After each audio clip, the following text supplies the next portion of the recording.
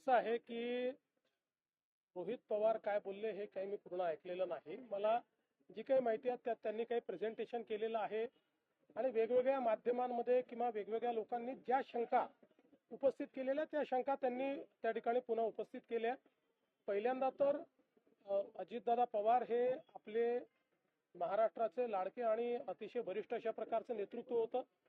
त्यामुळे त्यांच्या अपघाताची पूर्ण सखोल आणि नीट चौकशी झाली पाहिजे. ही मागणी काही चुकीची नाही. पहिल्यांदा ही मागणी मी स्वतः केली होती.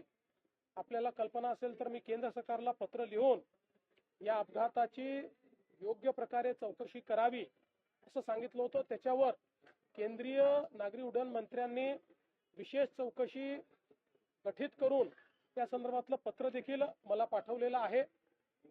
आता ही सगळी चौकशी चाललेली आहे. मुळातच मला एक गोष्ट अशी वाटते की या संदर्भात जी काही चौकशी चालली आहे ती पूर्ण न होता आपण जर तर्क वितर्क केले तर त्यातनं लोकांच्या मनामध्ये वेगवेगळे कन्फ्युजन्स तयार होतात. देशामध्ये जे डीजी एव्हिएशन सेफ्टी आहेत हे सगळ्यात मोठं ऑफिस आहे. देशात आजपर्यंत झालेल्या सगळ्या अपघातांमध्ये त्यांनीच इन्व्हेस्टिगेशन केलेलं आहे. त्यांचं इन्व्हेस्टिगेशन चाललंय. पॅरलली सीआयडीचं इन्व्हेस्टिगेशन चाललंय. अजून डीजीसीएचं इन्व्हेस्टिगेशन चाललेलं आहे. ब्लॅक बॉक्स जो आहे तो पूर्णपणे सापडलेला आहे.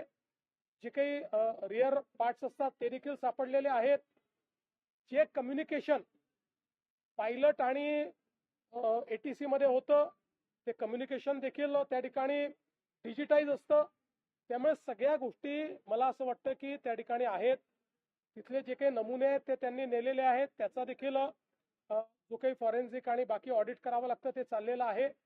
अशा परिस्थितीमध्ये मला असं वाटतं की ही जी चौकशी आहे ती चौकशी आपण पूर्ण होऊ दिली पाहिजे.